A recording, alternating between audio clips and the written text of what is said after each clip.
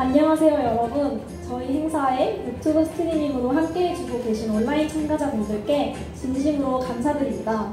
먼저 인사드리겠습니다. 저는 오늘 크리에이티브 플래닝 포럼의 토크 콘서트 사회를 맡은 김하늘이라고 합니다. 오늘 토크 콘서트에서는 창의적인 기획자들의 머릿속이라는 주제로 기발한 생각으로 사람들에게 즐거움을 선사하는 분들을 모셔서 이야기를 나눠보려고 합니다. 자, 이제 본격적으로 토크 콘서트를 시작하겠습니다. 먼저 창의적인 기획의 모든 것을 알려주실 세 분의 연사님을 소개하겠습니다. 참가자분들께서는 채팅창을 통해 큰 박수로 맞이해 주시기 바랍니다. 먼저 송태준 연사님이십니다. 송태준 연사님께서는 무려 마이스 업계 경력 10년을 보유하고 계신데요. 대행사 출신 송팀장이라는 유튜브 채널도 함께 운영하시며 10년 동안 근무한 경험을 공유해주고 계십니다. 다음은 권다영 연사님이십니다.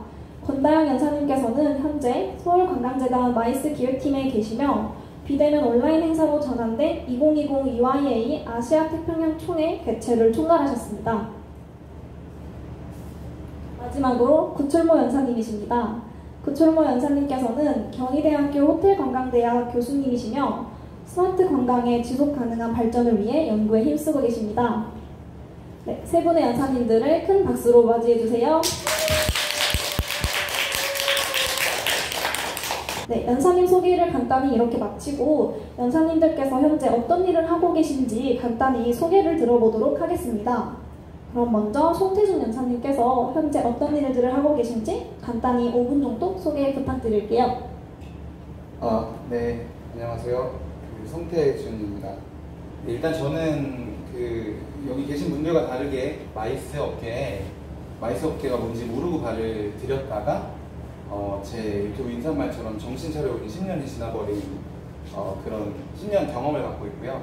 PCO로 시작을 해서 운 좋게 회의기획상 PCO였지만 그 안에서 이제 전시랑 기업 프로모션 그리고 기업 런칭쇼 같은 행사도 그리고 축제도 같이 기획을 할 수 있는 기회를 얻게 되었던 좋은 경험을 갖고 있습니다. 그리고 그동안 10년 동안 쌓아온 기술 가지고 이거 정말 뭐라도 할 수 있겠구나 라는 생각에 호기롭게 올해 2월에 사직서를 내고 독립을 했고요. 그런 다음에 지금 중요한 건 지금이죠. 지금 그래서 기획으로 세상을 한번 바꿔보자 라는 호기로운 비전만 가지고 아직 뭘 할지는 잘 모르겠는 상태에서 이제 개인 사업을 하고 있고요. 그런 상황에서 지금 엑스포 기획 TF로 참여를 하고 있고 아시는 대로 유튜브 운영을 하면서 그 유튜브 안에서 젊은 기획자 포럼이라는 행사를 온라인 베이스로 모르는 사람들과 함께 한번 추진해보자 라고 하면서 준비를 하면서 하루하루 정말 바쁘게 즐겁게 지내고 있습니다. 젊은 기획자 포럼을 왜 굳이 하느냐, 사실 젊은 건축가 포럼에서부터 제가 착안을 하게 됐습니다.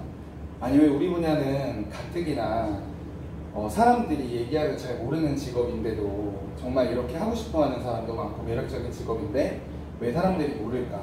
우리도 한번 포럼을 만들어서 대중화하자 라는 생각으로 시작을 하게 되었고요. 그게 일단 첫 번째 이유였고, 두 번째 이유는 사실 일하다 보면 이 일을 하다 보면은 연차가 쌓인다고 기획을 잘하게 되는 게 아니더라고요. 그래서 기획 퀄리티를 전반적으로 다 한번 높일 수 있게 만들자라는 취지에서 내가 아는 노하우를 일을 통해서 다 모든 사람들한테, 취준생들한테, 현업들한테 이야기를 해주자라는 생각이었고, 마지막 세 번째 이유가 어떻게 보면 제일 중요한데, 기획자들의 가치가 사실은 이 시장에서, 이 환경에서 굉장히 낮게 책정이 되고 있습니다. 굉장히 헤드워크를 하면서 열심히 일을 하고 야근 불사하면서 정말 어떤 창조적인 결과물을 만들기 위해서 노력하는 사람들이 이제 기획자, 여기서 이야기하는 건 마이스 기획자인데 그들의 어떤 가치를 높이기 위해서는 능력도 함께 끌어올려야 되고, 첫 번째 이유였던 이 업을 대중화시키는 부분까지 같이 갖고 가야 된다라고 생각을 해서 이거는 어떤 조직에서 할 수 있는 일은 사실 아니었거든요. 그래서 좀 더 편하게, 정말 편안하게 얘기를 하면서 독립을 한 자신으로서 그런 걸 한번 준비를 해서 모든 사람들한테 절대 이야기할 수 없는 그런 비밀까지는 아니지만 얘기해 줄 수 없는 것도 이야기를 해주고 팁도 얘기해주고 방법도 얘기해주자라는 취지에서 시작은 했고요. 시작만 한 상태입니다. 사실 계속 준비를 해야 되는 상황인 것 같습니다. 네, 원래는 리조트 쪽에서 브랜드 마케팅을 하다가 한 2년 반 전 정도에 서울관광재단으로 마이스키팅으로 다시 입사를 하게 되었는데요. 원래 제 직무는 마이스 쪽에서 컨텐츠를 제작하는 업무를 하다가 이번 연도에 UI 아테종이라는 행사 개최를 맡았었어요. 근데 원래는 이제 오프라인으로 개최되는 행사였는데 아시다시피 이제 연초에 코로나19가 터지면서 이 행사를 이제 연기해야 되나, 뭐 접어야 되나 이런 고민을 할 때 이제 다른 해외에서 온라인으로 행사하는 거를 굉장히 사례가 많이 나오고 있는 때였거든요. 그래서 우리도 온라인으로 한번 버추얼로 행사를 해보자라는 아이디어를 좀 구체화시키기 시작했고, 근데 이제 그러면 다른 행사랑 좀 차별성을 둬야 하지 않겠느냐라는 거를 고민을 굉장히 많이 했어요. 지금 온라인 행사들 많이들 지금도 이제 이것도 온라인 행사인데 보통 유튜브로 스트리밍을 하거나 아니면 뭐 줌이나 이런 화상의 플랫폼을 가지고 행사를 하는데 저희는 도시를 마케팅하는 도시전담 기구잖아요. 흔히 말해서 CV인데 그냥 그렇게 플랫폼을 사용해서 행사를 해버리면 도시를 참가자들에게 보여주고 어필을 할 수 있는 포인트가 없다고 생각을 한 거예요. 그래서 100%로 버추얼인데 도시를 마케팅할 수 있는 플랫폼을 만들자, 이렇게 이제 아이디어가 구체화가 됐어요. 그래서 나중에 유튜브에다가 UIA 라운드 테이블을 영어로 치시면은 뭐 아리랑 TV라든지 저희 그 방송이 나갔던 거 유튜브 티저 영상, 데모 영상 이런 것들이 나올 텐데 한번 보시면은 이제 말로 하기가 너무 설명이 어려워가지고 한번 찾아보시면 굉장히 도움이 될 것 같고요. 5개의 서울의 랜드마크랑 유닉 베뉴를 3D 그래픽으로 만들어서 360도로 돌아보면서 창덕궁을 누르면 그 안에 들어가서 이제 컨퍼런스를 들을 수 있고, 뭐 라운지를 누르면 참가자들하고 네트워킹을 할 수 있고, 이런 식으로 5개의 베뉴별로 그러니까 가상 회의를 할 수 있는 그런 기능을 탑재한 버추얼 플랫폼을 만드는 프로젝트를 이번 연도에 좀 집중적으로 했습니다. 네. 혹시 이제 해외 사례들은 종종 있지만 국내 사례에서는 쉽게 찾아볼 수 없는 행사였어요. 그래서 그런 데 있어서 특히나 좀 어려움은 없으셨는지 궁금하네요. 네, 일단 생각보다 저희가 가상회의를 가지고 있는 기술을 갖고 있는 업체 회사가 많지가 않았어요. 그러니까 기술력을 다 따로따로 가지고 있는데 이걸 종합해서 가상회의 플랫폼을 만들어 놓은 회사가 없었던 거예요.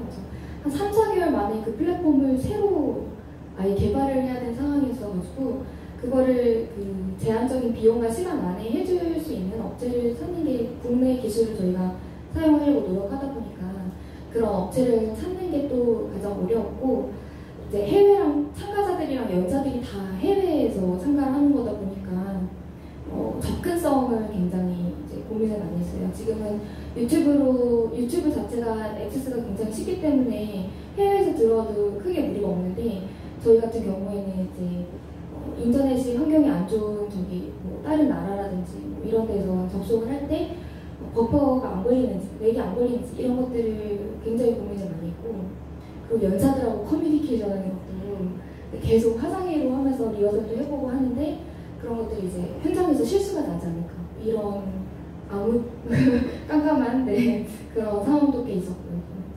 문제는 굉장히 많았는데 하나하나 헤쳐나갔던 것 같습니다. 안녕하세요. 저는 구철모라고 합니다.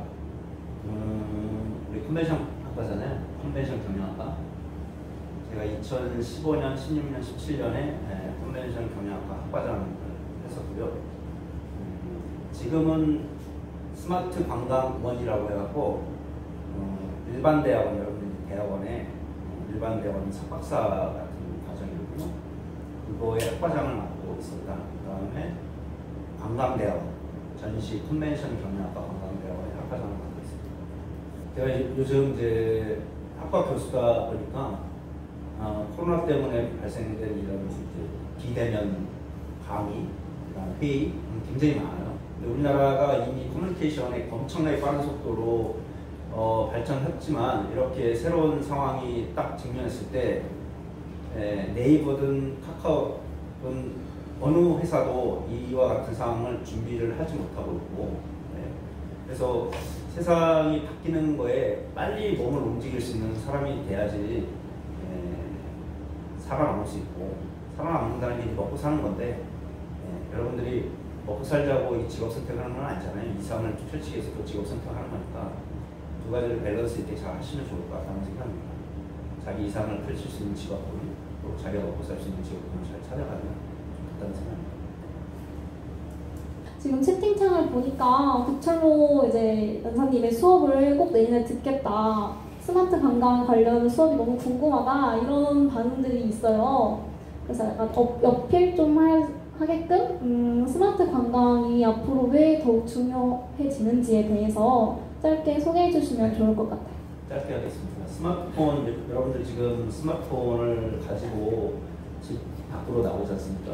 스마트폰을 만약에 안 갖고 왔다는 걸 확인하는 순간 일터로 갑니까? 스마트폰을 가지러 갑니까? 스마트폰을 가지러 가죠. 여행도 마찬가지예요. 스마트폰 없이는 아무것도 지금 못하는 시대고요. 그래서 우리가 관광에 필요한 여러 가지 다양한 서비스, 숙박, 교통, 음식, 식음료, 활동, 이 모든 것을 여러분이 찾고 검색하고 부킹하고 페이먼트하고 이런 것들을 다 사실 자동화 시키고 있죠. 그래서 여러분들이 스마트 관광은 그와 같은 관광 활동을 서비스를 자동화시키는 수 있는 것을 공부하는 학문일 뿐만 아니라 여러분들이 이제 스마트폰으로 콘텐츠를 만들잖아요. 지금 유튜브에 콘텐츠가 만들어지고 있는 상황이잖아요. 이 유튜브에 콘텐츠가 만들어지든 여러분들이 셀프를 찍어서 인스타에다 올리든 그와 같은 콘텐츠가 여러분들의 머릿속에서 만들어지는 동시에 그게 전 세계로 시연이 되고 있어요. 그러니까 스마트 관광은 여러분들의 관광의 욕구 또는 관광의 니즈를 새롭게 만들어낼 수 있는 창의적인 어떤 작업이다라고 볼 수 있어요. 그래서 두 가지 관점에서 하나는 어토노머스, 자동화, 또 하나는 크리에이션, 창조화. 그래서 이 두 가지를 어떻게 우리 관광의 컨텍스트에 적용을 해서 사람들이 관광 활동에 필요한 제반의 여러 가지를 어떻게 준비해야 될까를 가르치는 학문이라고 볼 수 있습니다. 이렇게 세 분의 연사님의 소개를 간단히 들어봤는데요. 지금부터는 공통 주제에 관해 자유롭게 이야기를 나눠보는 시간을 갖도록 하겠습니다. 앞으로도 연사님들께서 유익하고 좋은 이야기들과 또 노하우들을 들려주실 예정이니 모두 귀 기울여서 들어주시기 바랍니다. 그럼 첫 번째 주제 바로 말씀드리겠습니다. 저희가 창의적인 기획에 대해 이야기를 나누고자 크리에이티브 플래닝 포럼을 개최했기 때문에 기획에 대한 이야기가 빠질 수 없겠죠. 첫 번째 주제는 바로 기획 시 중요한 요소는 무엇인가입니다. 먼저 권다영 연사님께서 생각하시는 기획을 할 때 중요한 요소는 무엇인지 들어볼 수 있을까요? 기획 시 중요한 요소라 하면은 일단은 저는 주변을 좀 많이 호기심을 갖고 항상 관심을 가지고 이제 컨텐츠를 찾는 편인데요. 예를 들면 지금 마이스가 디지털 포메이션을 겪고 있다고 저는 생각을 해요. 그래서 M은 미팅은 아까 교수님 말씀하셨다시피 뭐 화상회 같은 플랫폼을 활용해서 많이들 이제 되고 있고, 그다음에 일단 컨벤션이랑 전시 같은 경우에도 지금 플랫폼이 많이 나오고 있거든요. 바이오 코리아 이번에 5월 했던 거라든지 뭐 인디크래프트 이번에 전시 100% 버추얼로 했던 거, 뭐 보드게임콘 2020 이런 것들 나중에 한번 찾아보시면 굉장히 국내에 없었던 기술을 갑자기 사람들이 막 만들어가지고 지금 게임처럼 행사에 참여하고 전시에 참여하고 전시 플랫폼에서는 물건을 살 수 있게끔 그렇게 만들어 놓은 그런 전시 플랫폼까지 나오고 있는 상황입니다. 저는 이런 뉴스 같은 것들을 굉장히 많이 접하려고 노력을 많이 하는데 국내뿐만 아니고 해외 경쟁 도시라든지 이제 마이스로 유명한 도시들 있잖아요. 싱가포르, 요즘 태국도 잘하고 있고 뭐 이런 곳들에서 이제 어떻게 하고 있는지를 많이 벤치마킹을 하려고 하고 있고요. 마이스 좀 전문 매체, 뭐 TTG나 MNC 이런 전문 매체 같은 것들도 항상 보고 있고 저희 서울 컨벤션 뷰로 뉴스레터도 항상 굉장히 트렌드한 기사를 많이 내고 있습니다. 이런 것들을 항상 참고를 하면서 이거를 내 사업에 내가 하고 싶은 일에 어떻게 적용할 수 있을까를 굉장히 고민을 많이 하는 것 같아요. 그래서 주변을 돌아보는 그런 것들이 좀 제일 중요하다고 생각을 하고, 예를 들면 제가 콘텐츠 사업 맡을 때도 인스타그램 많이들 하시잖아요. 근데 여행 관련된 파워페이지 같은 거 봐도 코로나 터지자마자 거기서 콘텐츠를 딱 변경했어요. 뭘로 바꾸냐면 노들 서밋 때 막 강가가 잔잔하게 한강 이렇게 하면서 힐링하라고 힐링 짤을 올리는 거예요. 근데 이거를 제 사업에 녹여보는 거죠. 그래서 유닉밴드 뭐 한국의 집이나 이런 진관사 이런 데서 뭐 풍경이 이렇게 땅땅 친다든지 뭐 이런 힐링 콘텐츠를 그럼 만들어서 마이스로 변경해가지고 변화시켜서 콘텐츠화하자 이렇게 기획을 하기도 하고 그래서 좀 전 주변을 많이 살피고 이거를 제 걸로 만들려고 하는 노력을 항상 하는 것 같아요. 네. 권다영 연사님께서는 이제 주변의 그런 트렌드들을 잘 파악하고 내 걸로 만들어서 기획의 요소로 쓰면 좋을 것 같다고 좋은 말씀 해주셨습니다. 다음은 송태준 연사님께서는 어떻게 생각하시는지 들어볼 수 있을까요? 저도 후배들이 그런 질문을 하면은 뭐 기본적으로 아이디어다 뭐 이런 이야기를 많이 해줄 수는 있잖아요. 근데 쓰는 사람 입장에서 기획을 하는 입장에서 저는 그 제일 중요한 게 조율이라고 생각을 합니다. 왜 조율이냐면 기획자가 사업을 바라보는 관점이 있고요. 그 사업을 발주를 낸 쪽의 관점이 있고 그리고 마지막으로 제일 중요한 거는 사람들의 관점이거든요. 어떤 정책도 어떤 사업도 행사도 대중의 관심을 이끌지 못하면 사실 그 후속 행사, 후속 사업은 관심을 못 받기 때문에 없어지기 마련이에요. 근데 기획자가 곤조가 있고 자기가 공부한 거를 고집하고 그러는 게 아니라 지금 이제 주인 말씀하셨던 주인님이 만약에 사업을 만들어서 발주를 내면 바라봤던 관점이 있단 말이죠. 그 관점이랑 그 관점대로 가는 거는 기획자가 아니겠죠. 기획자는 그걸 바라보고 해석을 한 다음에 자기 나름의 해석을 덧붙여서 조율을 하는 겁니다. 그 조율의 과정에서 절대 발주가 고민을 많이 했을 테니까 거기에 대한 부분도 가져가되 기획자는 여기에 덧붙여서 제일 중요한 거 현실성이죠. 주어진 예산 안에 그거를 실현을 해내야 되는 게 이제 역할이니까 현실성과 예산 안에서 그러면서 그 안에서 최고의 퀄리티를 뽑아낼 수 있는 거를 고민을 해야 될 것 같고요. 여기에 덧붙여서 다시 한번 마지막으로 강조드리고 싶은 게 사람들을 신경 써야 된다는 거. 결국에는 진짜 잘 만들어놔도 사람들이 이용하지 않고 이제 유저 인터페이스 측면에서 어렵고 난해하면은 이용을 안 하게 되잖아요. 무엇보다 쉽게 접근을 해서 잘 만들어서 보여줄 수 있는 것들을 창조해내는 게 가장 중요하다는 생각을 저는 합니다. 네, 송태준 연사님께서는 이제 각기 다른 이해관계자들의 관점에서 잘 하는 것이 중요하고 또 현실성과 그런 것들이 중요하다고 좋은 말씀 들려주셨습니다. 두 번째 주제는 창의적인 기획을 하기 위해서 현재 가장 주목해야 할 트렌드가 혹시 있을까요? 있다면 무엇인가요? 입니다. 이 부분에 대해서 송태준 연사님 이어서 답변해 주실 수 있으실까요? 짧게 말씀드리면 아무래도 비대면이라고 생각을 합니다. 비대면에 대한 준비를 해야 되는과 동시에 코로나가 끝난 그 이후까지 준비를 해야 되는 거, 그게 저는 트렌드라고 생각을 하고 거기에 아까 그대로 제가 가져와서 말씀드리면 변화에 빨리 대응할 수 있는 자세를 갖는 것 자체가 저는 트렌드라고 생각을 하고 지금 정상적인 상황이 아니니까요. 여기까지만 말씀드리고 더 말씀해 주시면 좋을 것 같습니다. 혹시 그럼 고철모 연사님께서 답변해 주실 수 있으실까요? 트렌드는 테크놀로지죠. 여러분들이 지난 과거 200년부터 현재까지를 보면 세상은 다 테크놀로지에 의해서 바뀌고 있습니다. 패러다임이 이제 보통 우리가 일반적으로 받아들이는 현상을 패러다임이라고 하고 패러다임이 시프트가 된다는데 사실 개념적으로 우리가 패러다임 시프트를 책에서 배웠지 현재처럼 패러다임이 진짜 내 삶을 바뀌고 있는 상황을 경험한 거는 전 인류가 지금 똑같아요. 여러분뿐만 아니라 저까지도. 그래서 클래스를 수업 시간을 이제 클래스에서 가르치다가 이제 비대면으로 가르칠 수밖에 없는 상황이 됐고, 그래서 그와 같은 상황에서 수많은 이제 커뮤니케이션 테크놀로지들이 이제 준비하고 있던 회사들은 이제 돈을 벌고 그런 기술이 갖고 있는 우리나라의 카카오톡이나 네이버 같은 데는 실제로 그와 같은 상황이 왔는데도 지금 돈을 못 벌고 전 세계에 있는 다른 플랫폼 회사들한테 시장을 뺏기고 있거든요. 그런 상황들을 여러분들 잘 보셔야 되고요. 또 한 가지는 여러분들한테 제가 드리고 싶은 거는 여러분들이 이제 컨벤션과를 왔기 때문에 이 기술적인 펑셔널한 걸 잘 하려고 하는 경향이 있어요. 그래서 사람을 이렇게 가서 오늘 저도 이제 학생들이 와서 주차하는 거 도와주고 시간에 맞게끔 딱 오가나이징해서 프로그램을 돌리고 그 다음에 이야기를 나누는 거는 이거는 굉장히 중요한 일입니다. 모든 회의나 모든 미팅에서 다 중요한 일이에요. 그걸 배우지 않더라도 저도 제가 기획을 하고 펑션을 돌리고 사람을 접대하고 그 다음에 커뮤니케이션하고 그 다음에 후에 관리하고 다 합니다. 제가 회의할 때 있고.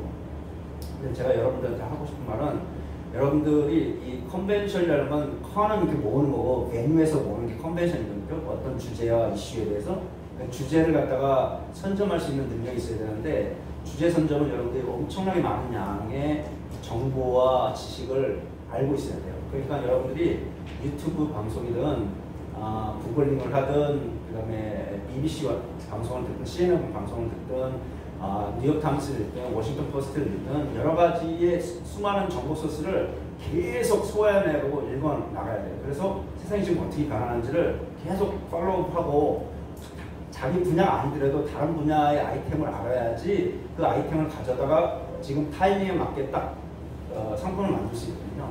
그래서 요즘은 가장 중요한 이슈가 Artificial Intelligence AI인데 왜냐 AI가 모든 시스템을 자동화시켜 놓고 있을 뿐만 아니라 여러분들의 삶을 바꾸는 뿐만 아니라 여러분들의 삶을 대체시키고 있는 기술이고 기계거든요.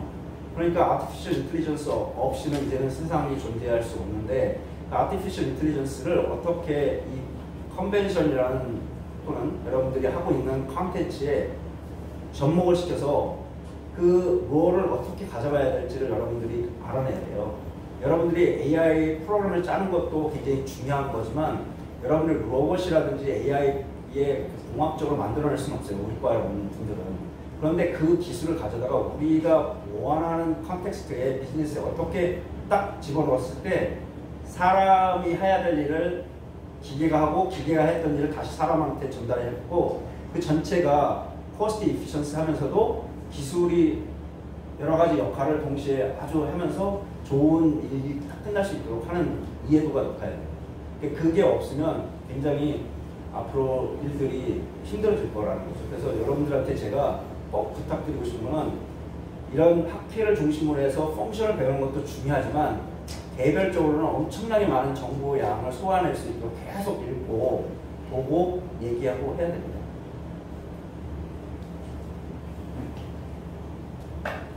구철로 연사님께 질문 하나 더 드리고 싶은데요. 그러면 혹시 미래 관광에서 주목할 만한 기술이나 트렌드 역시도 비대면 관련 기술이라고 예측하시나요? 관광은 다 여기 관광 전문가고 여행 전문가들이야. 다 일상을 떠나고 싶고 그 다음에 그 떠나는 이유를 보면 뭐 일상이 지루해서 떠나고 싶은 거죠. 매일같이 루틴한 삶을 살고 싶지 않은 거예요. 그러니까 관광이나 여행은 여러분들 몸속에 그냥 들어있는 어떤 본능이에요. 이 본능적인 행동이 있기 때문에 여러분들이 이제 떠나는데 여러분들 관광이나 여행을 보세요. 비디오를 보고 VR을 보고 뭐 영화를 보고 이렇게 하고 여러분들의 그 욕구를 해결할 수 있나요? 해결할 수 없어요. 거길 가야지만 이 욕구가 해소되고 그 해소된 걸 가지고 왔을 때 갔다 오면 나의 정신 상태가 바뀌거든요. 그러니까 관광은 피지컬하게는 트랜잭션이지만 사이클로지컬하게는 자기의 감정 상태가 변하는 행동이거든요. 그러니까 그와 같은 거를 테크놀로지로 해결할 수는 없어요. 근데 테크놀로지를 활용을 해서 그 관광에 대한 프로세스를 좀 더 편리하게 가져갈 수 있고요. 그리고 여러분들 마음속에 있는 그 디자이어를 잘 관광의 테크놀로지에 녹여서 여러분들이 즐거움을 할 수 있어요. 예를 들면 저희가 테크놀로지를 가져가서 어떤 관광지에 아주 재미하고 오센틱한 그런 관광의 목적물들을 알게 되죠. 그럼 그걸 보고 여러분들이 셀피를 찍어요. 또 친구들과 찍고 그거를 창의적인 콘텐츠를 하고 인스타그램에 올립니다. 자기 표현이죠. 자기 나르시즘적인 자기 표현일지도 모르지만 여러분들의 친구들 거기에 좋아요를 누르고 댓글을 달리고 막 그래요. 그러면 그걸 통해서 여러분들은 행복감을 느껴요. 그래서 관광이라는 거는 자아만족 행동뿐만 아니라 남들하고 소통하는 과정이고 그걸 통해서 또 테크놀로지 피드백을 받습니다. 행복이 거기 그쯤 딱 있어요.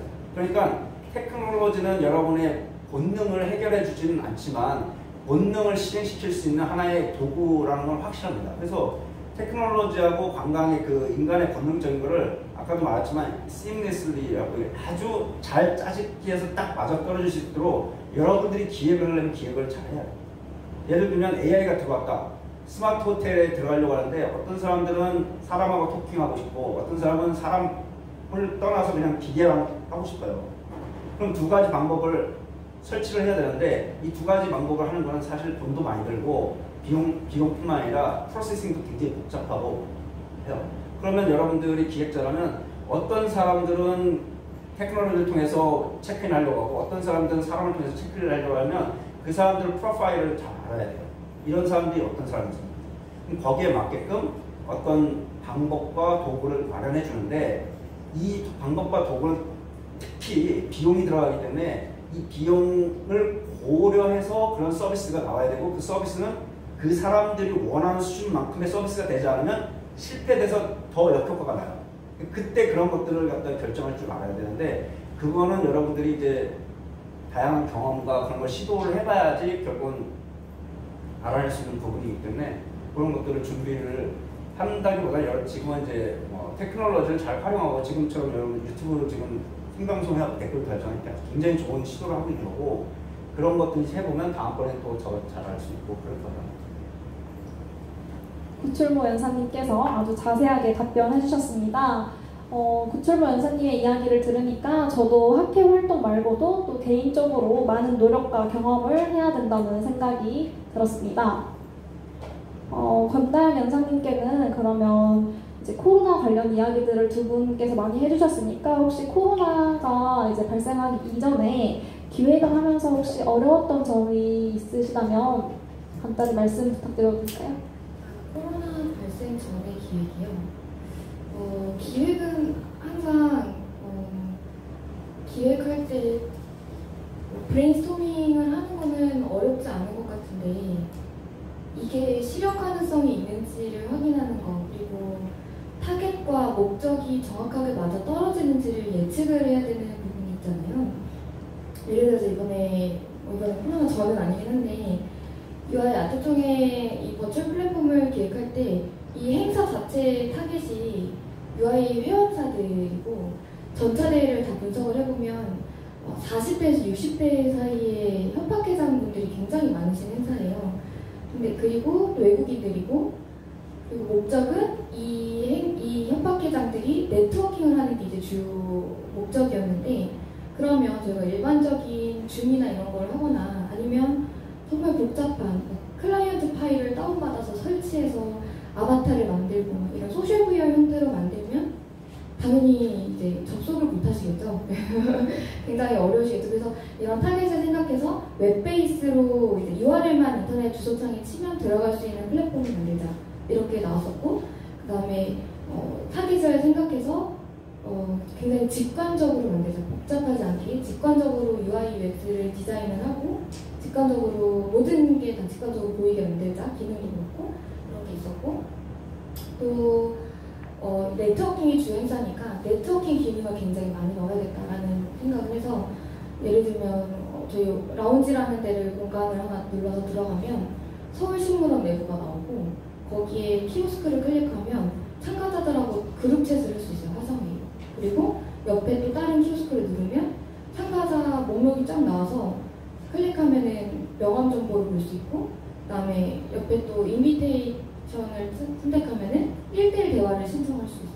이런 네트워킹 기능을 굉장히 심혈을 기울여서 넣었었거든요. 그래서 이렇게 타겟과 목적에 맞게 기획을 하는 게 가장 중요하게 생각하는 부분이고 어려운 점은 이게 제대로 맞아 떨어지는가를 예측하기가 굉장히 어려워요, 사실. 그래서 지금 행사 끝나고 통계 데이터를 수집하고 있는데 이렇게 심혈을 기울였는데도 불구하고 참가자들 의견에 네트워킹 하는 게 조금 더 활성화됐으면 좋겠다라는 의견이라든지 이런 게 있었어요. 그래서 그렇다 하면 저희가 기회에서 조금 더 네트워킹에 신경을 썼어야 했다라는 거겠죠. 그래서 예측을 항상 하고 시뮬레이션도 해보고 리허설만 4-5번을 했는데도 항상 행사가 끝나고 나면 타겟과 목적을 정확하게 예측하는 그게 가장 어렵지 않나 생각합니다. 네, 권다영 연사님 감사드립니다. 타겟과 목적을 알맞게 예측하는 것 정말 중요한 요소들인 것 같네요.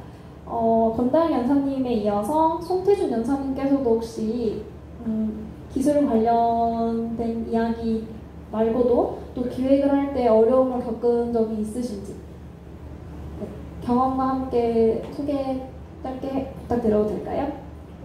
네. 일단은 두 가지 이야기를 드리고 싶습니다. 하나는 기획할 때 좀 전에 질문 주신 거랑 개인의 입장에서 준비에 대한 부분인데, 첫 번째는 지금 준비하는 프로젝트가 제 거 말고요. 제가 TF 참여해서 진행하는 프로젝트가 10년 후의 행사입니다. 그 유치를 위한 일을 하고 있는 거예요. 엑스포 유치를 위한 일을 하고 있는 건데, 거기서도 고민이 그거예요. 유치를 해서 이게 10년 뒤인데 지금 상황이 이렇단 말이죠. 10년 뒤에 무슨 상황이 올지 아무도 모르는 거잖아요. 근데 그런 상황에서 지금 10년 뒤 행사를 어떻게 준비할 것인가에 대한 부분이거든요. 만약에 그래, 이거를 사전에 알고 나서 다 버추얼화하고 온라인을 통해서 다 경험이 가능하게끔 만들었어. 예를 들어서 팬데믹 상황이 더 심해져서 아무도 올 수 없는 상황이 됐는데 행사를 이렇게 준비했다고 치면, 그러면 만약에 그때 상황이 돼서 그 정도까지의 상황이 아닌 경우에 지금 예를 들어 2단계 아니면 1.5단계나 내려갔을 때, 그러면 온라인이랑 오프라인을 같이 진행을 해야 되잖아요. 그러면 온라인을 그렇게 활성화하면 과연 현장에 사람이 올 필요가 있을 것인가라는 딜레마에 빠지게 되더라고요. 그래서 그런 애로사항이 사실 있었습니다. 지금도 계속 고민을 하고 있는 중이고, 그걸 어떻게 극복할 것인지에 대한 부분은 계속 추진 중이에요. 아까 교수님 말씀하신 어떻게 보면 기술로 풀어야 되는 부분인 것 같기도 합니다. 그리고 두 번째는 개인의 입장에서의 준비 차원인데, 그거는 제가 아까 교수님 말씀하시는 거 듣다가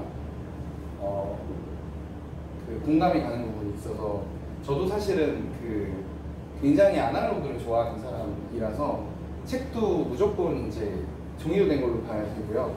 그리고 유튜브나 넷플릭스 같은 것도 안 봤습니다.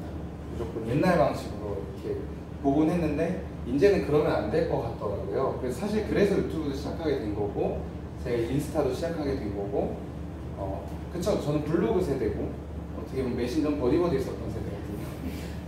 근데 그거를 접하지 않으면 뒤처질 거고, 접한다는 건 공부가 아니죠. 그거를 갖고 놀 수 있어야 되는 거잖아요. 지금 여기 계신 분들처럼. 근데 그게 떨어지면 미래 세대랑 소통도 불가는 물론 계속 정보를 계속 이렇게 습득을 해야 된다고 말씀을 주셨는데, 그런 부분도 소화가 안 되고, 그리고 주인님 말씀해 주셨던 것처럼 타겟에 대한 이해도 당연히 떨어질 수밖에 없게 되는 거죠. 그래서 제가 하나의 방법입니다. 여태까지 했던 기존의 공부 방식도 중요하지만 거기에 덧붙여서 계속 미래 변화를 대비하는 자세를 가져야 된다는 거. 그러려면 계속 데이터를 받아들일 수 있는 창구를 열어놔야 돼요. 그 창구를 열어놓는 방법 자체는 지금 사람들이 쓰는 플랫폼을 계속 쓰기 싫어도 연구하는 게 아니라 쓰기 싫어도 써보고 재미를 붙이는 거. 저도 지금 그러고 있는 중이라서 공감이 돼서 두 가지 이렇게 말씀을 드려봅니다. 네, 송태준 연사님 감사합니다. 저도 앞으로 트렌드에 뒤처지지 않도록 변화를 받아들일 수 있는 사람으로 거듭나고 싶다는 생각이 들었습니다.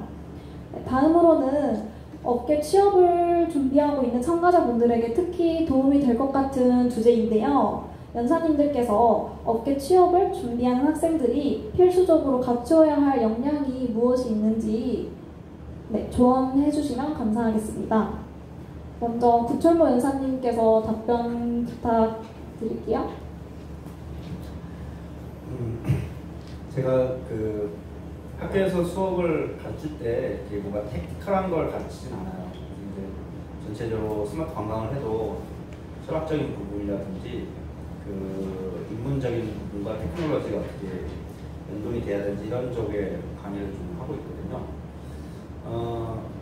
그래서 취업을 한다고 봤을 때는 제가 이제 정확히 어떤 걸 해야 된다고 말씀드릴 수는 없는데, 아까도 말했지만 시대가 이제는 인터넷을 넘어서 소셜 미디어를 넘어서 이제 AI로 넘어가고 있어요. 전체적으로. 그래서 여러분들이 지금은 데스크탑을 놓고 스마트폰을 갖고 그 기계를 매개로 해서 저하고 커뮤니케이션하고 사진을 찍지만, 이 세대만 넘어가면 여러분 다음 세대는 이런 폼의 형태의 디바이스도 없어질지 몰라요. 그냥 말로 하는데 그 말 자체가 그 디바이스에 보이지 않는 부분으로 흡수돼서, 마치 우리가 알렉사하고 얘기하듯이 알렉사한테 우리가 타이핑하고 쓰는 건 아니잖아요. 제가 시리한테 타이핑하고 전화 걸기를 하지 않아요. 그냥 올 때 뭐 일단 목례지 전화하기 가지 않습니까? 그렇게 될 거예요. 그러니까 이제는 이 매체 자체가 환경을 변화하고 있기 때문에 여러분들이 취업을 하고 고급 노동자가 되거나 아니면 고급 뭔가를 만들려면 당연히 AI 기술의 R 프로그램이든 파이썬 프로그램들 같은 걸 배워야 됩니다. 이게 공학적인 문제가 아니고, 그리고 그런 데이터를 크롤링하고 컬렉팅하고 그걸 분석해서 미닝풀한 인포메이션을 만들고, 그게 의사결정에 정확한, 아까 말씀하셨는데 타겟팅이 누군지를 잡아내고, 세그멘테이션이 어디고, 그 다음에 개인 프로파일이 어떤 특성을 갖고 있는지 알아내기 위해서 우리가 R이든 파이썬 테크놀로지 랭귀지를 통해서 정보를 얻어내는 거거든요. 그 다음에 이런 행사를 하고 났을 때 피드백을 우리가 옛날에는 뭐 종이에 적었지만, 바로 그 사람들이 감명을 받거나 아니면 싫어하면 자기들이 자기 플랫폼에 글을 써놓기 때문에 그걸 우리가 알아내는 거거든요. 그래서 그냥 여러분들이 이제는 저도 걱정이에요. 세상이 너무 빨리 변해갖고 뒤처지는 게 겁도 나고 하지만, 여러분들은 기술 변화를 이제 굉장히 프로액티브하게 받아들여야 될 거라고 생각합니다. 아까 여기서 말한 것처럼 디지털 리터러시가 굉장히 강력한 여러분들의 무기가 돼야 될 거예요. 그러니까 유튜브로 이렇게 기획을 했다. 그러면 분명히 우리가 사람을 뽑을 때, 얘가 유튜브나 언택트의 그런 커뮤니케이션 플랫폼에 대한 경험이 있느냐 없느냐를 볼 거란 말이죠.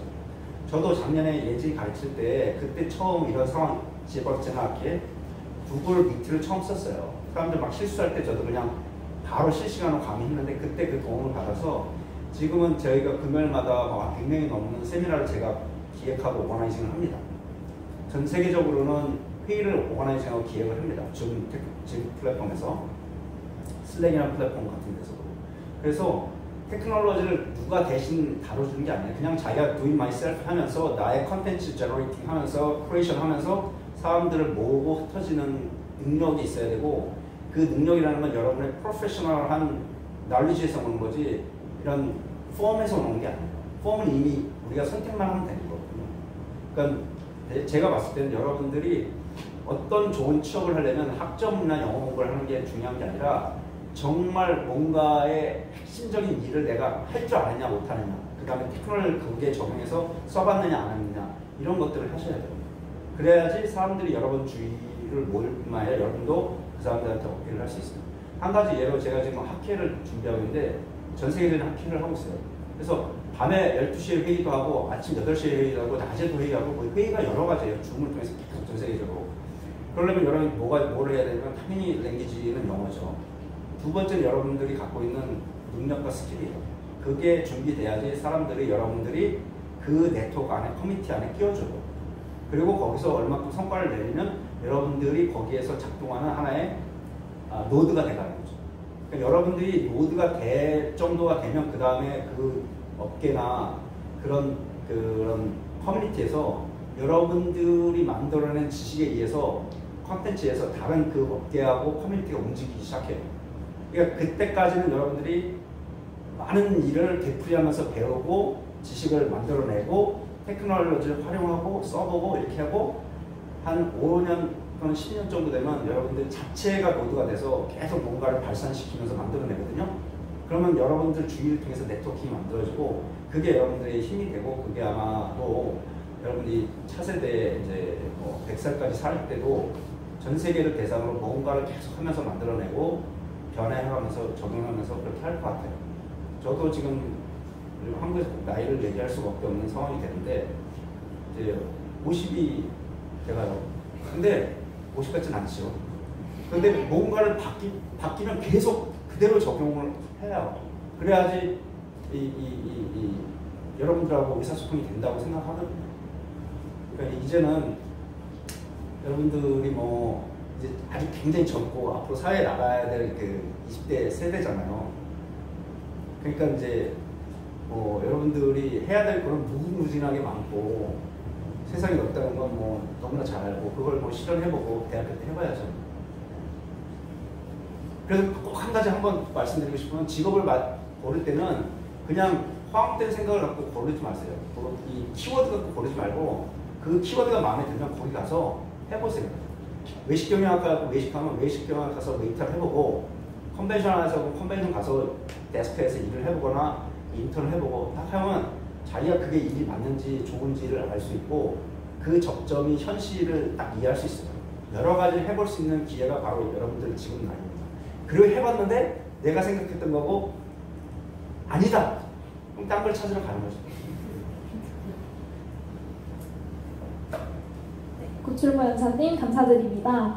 마지막에 해주시는 말씀, 허황심을 버리고 직접 꼭 그 현장에 가서 경험을 해봐라. 정말 좋은 이야기인 것 같아요. 네, 그럼 이어서 손태준 연사님의 조언도 한번 들어볼 수 있을까요? 네. 저도 이런 사상과 방향 자체는 교수님과 동일합니다. 일단 여기 어때요? 라고 물어본다기보다는 가서 해보는 방법이 제일 좋을 것 같고, 그럼 누군가 이렇게 질문하겠죠. 아니, 일을 안 시켜주는데 어떻게 가서 일해봐요? 라고 얘기는 하겠지만 노력은 해볼 수 있죠. 뭐 스텝을 해보면서도 관점을 달리 보면 그냥 가서 한 10만 원 벌어오려고 가는 게 아니라 직원들 어떻게 일하는지 살펴보고 어떻게 돌아가는지 파악하고 분위기 어떤지 파악하고 사람들한테 그냥 물어보고 여기 그 일하는 분위기가 어때요? 라고 물어보는 그런 방법도 있을 거고요. 그리고 큰 얘기를 교수님께서 해주셔서 저는 또 작은 얘기를 해드리면 저 같으면은 질문이 그거였잖아요. 취준생? 그죠? 저는 그 유튜브 보셨다니까 저는 자격증도 없고 영어도 할 줄 몰라요. 그거 계속 사실 언어는 지금도 계속 해야 된다는 생각을 하고 있습니다. 근데 이제는 그거 말고도 공부할 게 너무 많아서 아직 이제 공부를 못 하고 있는데 그 외에 아까 이야기했던 거랑 좀 연속선상에서 이야기 드리는 거예요. 그러니까 공부할 수 있는 방법 자체가 이제 너무 널려 있잖아요. 어떤 업계를 들어가서 면접을 보는 방법도 공부하는 방법도 필요한 스킬도 다 널려 있어요. 근데 거기에서 나중에 필요한 능력에 대해서 남들이 없을 만한 거 하나 정도 갖고 가자라는 거죠. 예를 들어서 취업 준비하는 동안 팔로워를 뭐 한 1000명 정도를 그냥 만들어 보는 거예요.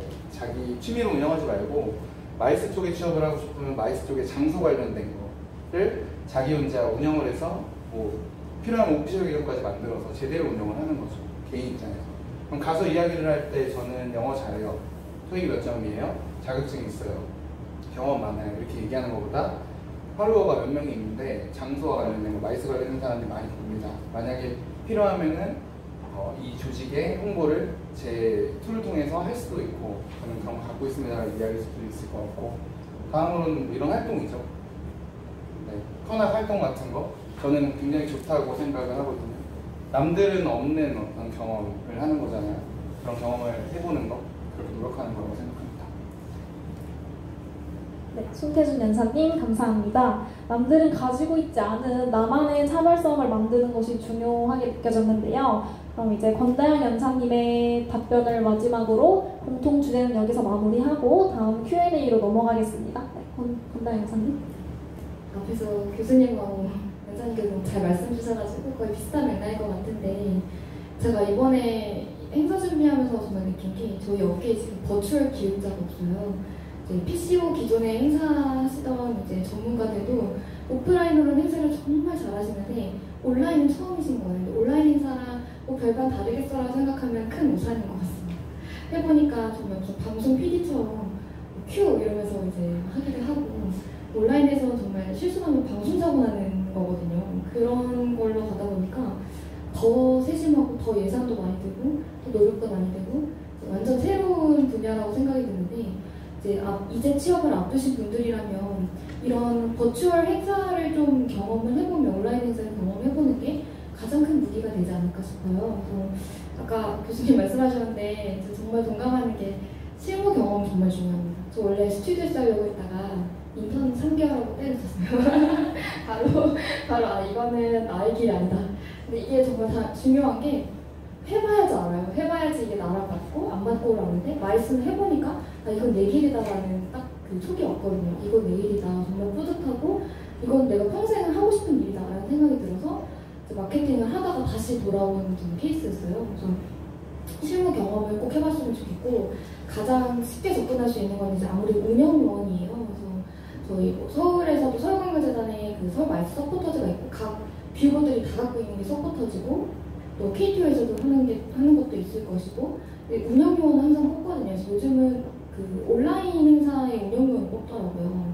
근데 이건 정말 좋은 기회라고 생각을 해요. 그래서 운영 요원부터 시작을 해서 아까 교수님 말씀하신 것처럼 인턴이라든지 어떤 공공기관에서 뉴딜 인턴 일자리 이런 걸 많이 뽑는데 이런 걸 해서 이제 온라인 행사라든지 이 마이스 쪽에 관광 쪽에 좀 더 경험을 쌓는 게 가장 큰 자소서에도 쓸 수 있고 면접에서도 쓸 수 있는 가장 큰 무기라고 생각을 하고요.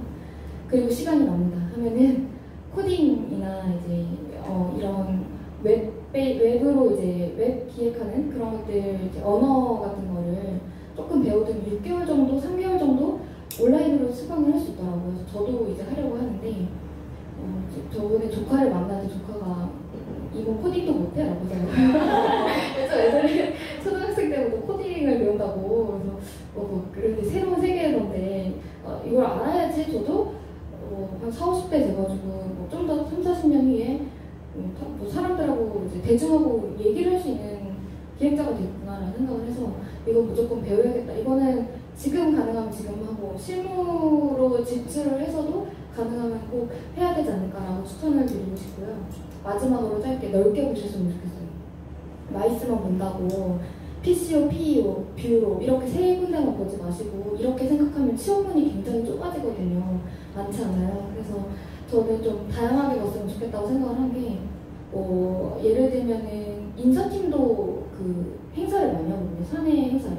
그래서 인사팀에도 잘 녹이면 이런 이런 대외 활동이라든지 운영요원 한 거를 잘 녹여서 쓸 수가 있고 또 외국계 기업들 흔히 말하는 이제 다단계 기업들 보면 이벤트 오거나이저가 있어요. 뷰어 입장에서는 이제 갑이에요. 게스트예요. 이 사람들이 우수 영업사원들을 데리고 해외로 인센티브 투어를 보내주는 인센티브 오거나이저거든요. 행사를 기획하고 굉장히 재밌습니다. 그리고 제 친구는 같은 마이스과를 나왔는데 지금 샤넬에서 전략기팀이거든요. 여기서 브랜드 런칭쇼 같은 거 하시면 거기 정말 좋아요. 몇백억씩 그렸습니다. 그래서 이런 것들처럼 좀 다양하게 보셨으면 좋겠다는 생각을 해요. 브랜드 쪽도 괜찮고 브랜드 쪽에서도 이벤트, BTL 이벤트 같은 거 프로모션 기획하는 거 백화점의 영업 지원팀 이런 쪽 가시면은 비슷한 일을 하시거든요. 그래서 넓게 보시고 취업을 준비했으면 좋겠다라는 말씀을 마지막으로 드리고 싶습니다. 네, 권다영 연사님 감사드립니다. 기술과 또 관련 경험 그리고 넓은 시각이 중요하다는 말씀을 해주셨는데 참가자분들 모두 명심하시길 바랍니다. 네, 이렇게 4가지 주제에 대해 각 연사님들께서 어떻게 생각하시는지 이야기를 모두 들어보았습니다. 참가자분들께 모두 유익한 시간이 되셨기를 바랍니다. 지금부터는 이어서 약 20분간 질의응답 시간을 갖도록 하겠습니다. 먼저 참가자분들이 사전에 작성해 주셨던 질문 중 몇 개를 선정하여 여쭤볼 텐데요. 사전 질문을 드리는 동안 실시간 채팅으로 연사님들께 궁금한 점을 올려주시면 질문이 선정되신 분들에 한해 아까 소개해드렸던 상품을 증정할 예정이니 많은 참여 부탁드립니다. 먼저 이제 질문을 드리도록 하겠습니다. 송태준 연사님께 들어온 질문인데요. 이제 10년 경력을 가지고 계신 만큼 행사 경험도 많이 있으실 텐데 행사를 기획할 때 이제 따라오는 업무들이 정말 많잖아요. 그 중에서 연사님께서 가장 중요하게 생각하시는 업무나 프로세스는 무엇인가요? 라고 질문 주셨습니다. 네, 송태준 연사님 답변 부탁드립니다. 일을 할 땐 일단은 어쩔 수 없습니다. 행사 기획이 가장 중요합니다. 왜냐하면 기획한 행사를 실행을 하고 있는 단계, 준비를 하고 있는 단계도 중요하지만 그게 끝나면, 그러니까 이건 조직의 입장에서 말씀을 드리는 거거든요. 회사의 입장에서 말씀을 드리는 거예요. 딱 그 다음 거에 대한 거를 계속 염두에 두고 준비를 해 나가야 되거든요. 그래서 우선순위라고 치면은 다음 거에 대한 기획, 그리고 그 다음 거에 대한 다음 거에 대한 기획이 가장 중요하고, 그 다음은 지금 실행하고 있는 사업을 안정적으로 운영하는 거. 이게 현실입니다, 사실. 더 말씀드릴까요? 혹시 이제 연사님의 경험과 함께 곁들여서 이야기 들어볼 수 있을까요? 네, 전 직장에서 있었던 일이라 편하게 말씀드릴 수 있는 거고요. 일단은 불과 작년 일입니다. 작년에 제가 팀장이었고 팀원들을 데리고 일을 하는데 7개만 이렇게 떨어지는 거예요. 제안서를 쓰고 입찰하고 PT를 다니는데. 그럼 너무 애들한테도 미안하고 회사에도 죄송하고 막 그런 마음이 들잖아요. 그러다 하나를 수주해서 너무너무 좋았죠. 그렇게 하나를 수주를 하고 그 행사 당일이 됐는데 하루 전날이었어요. 그 행사를 열심히 준비하고 다음 거 준비 또 해야 되잖아요. 그래서 그 다음 거 준비하는, 예를 들어서 행사 당일이 이렇게 있으면 그 다음 거 제출날은 행사 당일인 거예요. 그 전까지 써야 되잖아요. 기획을 하고 제안 쓰고. 그래서 다른 직원들은 전부 다 행사를 준비하고 저는 이제 행사장에 가서 이제 행사 준비도 같이 봐주면서 기획서를 썼습니다. 그리고 나서 행사가 끝나자마자 다음날 달려가서 프레젠테이션을 하고 또 수주를 했어요. 그래도 이게 쭉쭉 연결돼서 너무 다행히 연명은 하는구나 하고. 다음 것도 웃긴 게 마찬가지였어요. 그거 딱 끝날 때 되니까 또 이게 프레젠테이션 날이 겹친 거예요. 그래서 오전에 가서 행사장 쭉 보고, 야, 잘 좀 챙겨줘. 그래, 팀원들한테 얘기하고 PT를 가서 또 그 행사에 수주를 또 하고. 이런 생활이 이렇게 반복이 됐었습니다. 네. 지금 실시간으로 채팅창으로 참가자분께서 약간 이어지는 질문일 수도 있는데 송태준 연사님께 질문이 하나 들어왔어요. 상사분들에게 기획안을 설득하고 공감을 이끄는 그런 연사님만의 스킬이 어떤 게 있냐고 질문 주셨거든요. 상사? 네. 상사요? 일단은 저만의 스킬은 저분께서는 상사라고 하시는 거 보면은 일을 하고 계신 분인 것 같기도 한데요. 어쨌든 진짜 저도 이번에도 현실적인 이야기를 해드리겠습니다. 저 같은 경우에는 상사가 달라고 한 날짜에 안 줘요. 상사한테 자료를 안 주고, 이거 근데 한 70%밖에 안 됐어요. 좀 기다려주세요. 한 다음에 납기 직전에 예를 들어서 제출을 하고 보여줍니다. 대신에 거긴 그게 깔려 있어야겠죠. 내 자료는 완벽하다, 내 기획은 완벽하다라는. 근데 기획이 완벽할 수는 없으니까. 저는 근데 그 절차가 필요하지만 때론 생략해야 될 때는 그렇게 합니다. 네. 그리고 설득을 물론 만약에 그 전에 하려고 한다면은 그 질문의 취지에 제가 좀 벗어났던 것 같은데, 상사 설득을 할 땐 당연히 완벽하게 내용을, 그 기획에 자신이 있으면 상사를 설득할 수 있고, 상사가 고집을 부리는 경우에는 제가 좀 전에 말씀드린 것처럼 하시면 됩니다. 자신의 기획에 이제 자신이 있으면 잘 설득할 수 있을 것 같다는 말씀 해주셨는데요. 방금 질문 주신 분이 배성진 님이신데 도움이 되셨기를 바라며 다음 질문으로 넘어가 보도록 하겠습니다. 구출모 연사님께 질문이 들어왔어요. 노유성 님께서 질문 주셨는데 패션 트렌드나 그런 유행은 유명인들이나 여러 가지 요소에 의해서 영향을 받는 그런 사례가 있다고 생각을 하는데, 그러면 테크놀로지 트렌드는 어떤 것에 영향을 받는지, 또 그런 것들을 어떻게 예측하는지 궁금하시다고 질문 주셨습니다.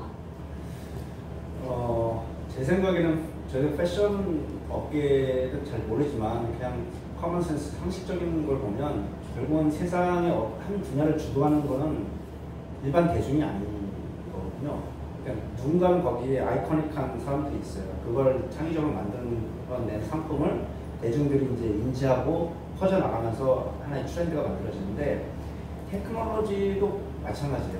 그러니까 테크놀로지도 항상 보면 그 업계에 리딩하는 아이콘들이 있습니다. 스티브 잡스나 스티브 워즈니악 같은 사람, 지금 일론 머스크라든지 제프 베이조스 같은 사람들은 이 스페이스 투어리즘을 하고 우리가 좀 있으면 우리가 지금 예측해 보면 예전에 테크놀로지가 굉장히 비쌌고 그 비싼 테크놀로지 때문에 우리가 대중이 못 썼는데 이게 점차적으로 이제 대중화가 되면 우리가 여러분들이 곧 제 생각에는 돈을 조금 벌면 지구 밖에 가서 지구를 보는 관광을 하게 될 거예요. 스페이스 투어리즘 같은 것도 하게 되고 그럴 거거든요. 그러니까 테크놀로지의 트렌드를 읽고 그걸 가지고 만들어낸 사람들이 있는데 그 사람 옆에서 우리가 또 다른 잡들이 쭉 나오니까 그런 것들을 좀 읽어봐야 될 것 같아요. 그리고 제가 제 수업 시간에도 지금 보면 여기 예지가 제 수업을 듣는데 저도 줌 테크놀로지로 강의를 해요. 실시간으로 하고 지난주에는 예지가 영어로 준비를 해서 발표를 했어요. 그래서 새로운 토픽을 갖고 테크놀로지 토픽을 갖고 준비해서 강의를 했다고요. 그러니까 그걸 보면서 저도 굉장히 놀라웠던 게 교수가 보통 생산을 해서 학생은 소비하는 그런 구조거든요. 이 교육 시장이. 그런데 저는 그걸 반대로 하고 싶어요. 여러분들이 돈을 벌거나 직업을 얻으려면 꼭 여러분은 프로듀서가 돼야지 컨슈머가 되면 안 돼요. 그런데 학생들은 대체적으로 교수님한테 교수님 아까 조금만 학생도 교수님 그 수업 잘 들으면 학점 잘 줘요? 이런 식으로 거예요. 그러니까 소비자적인 마인드에서 벗어나질 않아요. 그래서 여러분들은 프로페셔널하게 돈을 벌고 직업적으로 성공하려면 빨리 그 소비자적인 측면을 벗어나야 되고요. 지금 우리 학교뿐만 아니라 다른 전 세계적인 시장에도 보면 다 소비자적인 관점으로 접근을 해요. 교육 시장을. 여러분들은 그러면 안 돼요. 그래서 자기가 직접 아이템을 고르고 테크놀로지에 관련된 아이템을 해석하고 PPT를 만들고 그걸 어떤 줌이라든지 미팅 테크놀로지 같은 데서 자기가 실제로 조작을 하면서 오디언스한테 내 의견을 어필을 해서 꼭 그게 끄떡끄떡 받아들일 정도의 그런 걸 할 줄 알면 분명히 아이템을 선정하는 능력도 있는 거고 테크놀로지를 다루는 능력도 있는 거고 그 다음에 그런 지식을 소화하는 능력도 있다는 걸 우리가 알게 되거든요. 그러니까 여러분들이 제가 꼭 강조하고 싶은 건 지금은 여러분들이 지금 플랫폼 운영하고 있잖아요. 여러분 이게 프로듀스입니다. 이렇게 하라는 거죠. 직접 하라는 거죠. 네, 구철모 연사님 감사드립니다. 이제 컨슈머, 소비자 관점에서 바라보는 것을 지향하라고 이제 말씀해 주셨습니다. 이어서 들어온 질문은 권다영 연사님께 들어온 질문인데요. 스튜어디스와 리조트에서 근무하시다가 서울관광재단으로 이직하시게 된 계기 여쭤봐도 되는지 조금 더 아까보다 조금 더 자세하게 말씀해 주시면 좋을 것 같아요. 개인적인 얘기인데 스튜어디스를 하다가 이제 너무 조직 분위기가 되게 힘들었습니다. 네, 그래서 그 인턴이었고요. 잠깐 하다가 좀 어려워서 나오게 됐고 그다음에 리조트 쪽에서 마케팅 일을 할 때는 즐거웠는데 마이스에 대한 미련을 못 버렸어요. 그래서 제가 원래 대학생 때 마이스 이런 지금 커넥 같은 활동을 하면서 저도 행사 개최를 하는 거를 직접 해보고 했었는데 그때 굉장히 너무 뿌듯하고 그런 기억이 있어서 마이스로 진출을 하고 싶다라는 생각 계속 남아있었거든요. 그래서 한 2년 정도 일을 하다가 안 되겠어서 이제 경력을 모두 버리고 신입으로 재단으로 입사를 다시 하게 됐던 상황입니다. 네. 약간 저 개인적으로 드리고 싶은 질문이 생겼는데 혹시 그러면 이제 경력을 버리고 신입으로 재단으로 입사를 하셨다고 하셨는데 연사님이 생각하시기에 본인만의 혹시 경쟁력은 뭐였다고 생각하시는지 여쭤봐도 될까요? 경쟁력은 아까 제가 잠깐 말씀드린 실무 경험이 진짜 제일 중요한 것 같아요. 제가 최종 면접에 올라가는데 말씀드려도 되나? 최종 면접에 올라가는데 5명 이렇게 앉아있는데 다 너무 엄청나신 분들인 거예요. 코치랑 인턴은 부산관광공사, 인천관광공사, 경기관광공사 이렇게 있으셨어요. 저 혼자 리조트였는데 근데 중요한 거는 그분들은 약간 아마도 제 기억이지만 인턴이나 이런 거를 아마 위주로 하셨던 것 같은데 저는 2년 동안 이제 정말 실무를 했다 보니까 조금 더 깊게 업무에 인볼브가 됐었던 거죠. 그래서 뭔가 면접에서 질문이 나오면 제 사례를 가지고 얘기를 하는 게 굉장히 깊게 예시가 나오니까 그거가 좀 차별적이지 않았나 생각을 하는데 예를 들면 공공기관 만약에 면접 가시면 이 질문 꼭 나오거든요. 상사가 부당한 지시를 했을 때 어떻게 대응했습니까? 이게 꼭 나와요. 근데 보통 어떻게 대답하시나요? 팀장님께 잘못했다고 생각한다 하고 안 하겠습니다 하고 끝이잖아요. 근데 저 같은 경우에는 이제 예전에 업무를 경험한 그게 있다 보니까 실제로 있었던 거예요. 예전 팀장님이 뭐 바우처를 불출을 할 때 이유 없이 그냥 자기 지인들한테 주려고 해서 달라고 하셨을 때 저는 기획팀에다 말을 해가지고 경영팀이랑 얘기를 해서 불출 대상을 만들어가지고 사인을 받고 사유를 쓰고 사인을 받고 불출을 할 수 있도록 그런 시스템을 만들었다 이런 얘기를 예시를 들면서 하는 거죠.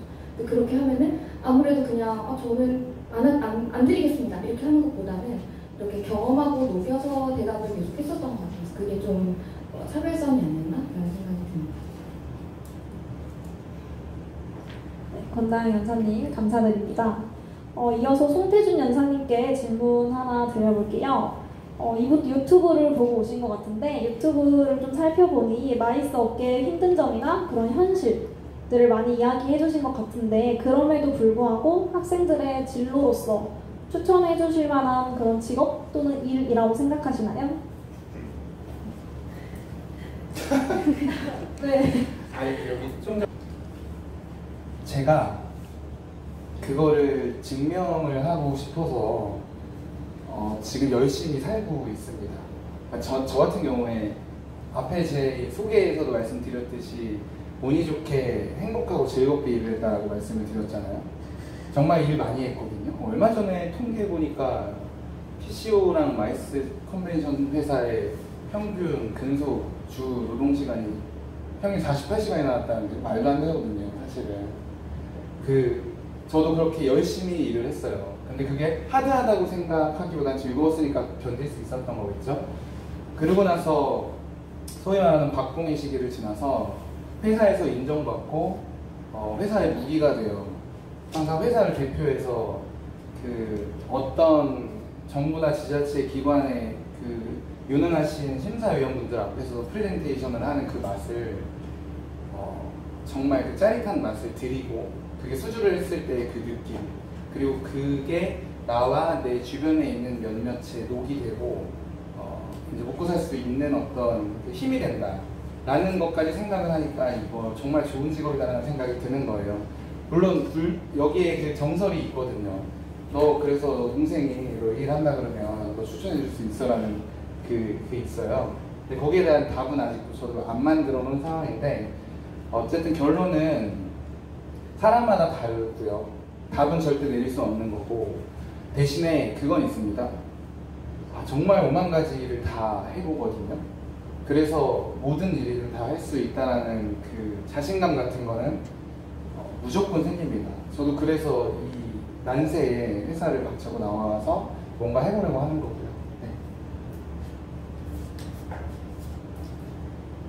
송태훈 연사님 현실적인 그런 조언 감사드립니다. 배유진님께서 또 질문 권다영 연사님께 하나 주셨어요. 연사님 서울관광재단 일을 하시면서 여러 가지 다양한 상황이 있었을 것 같은데 혹시 가장 난감하거나 당황스러웠던 경험이 있으신지 또 그 상황에서는 어떻게 대처하셨는지 이제 질문 주셨거든요.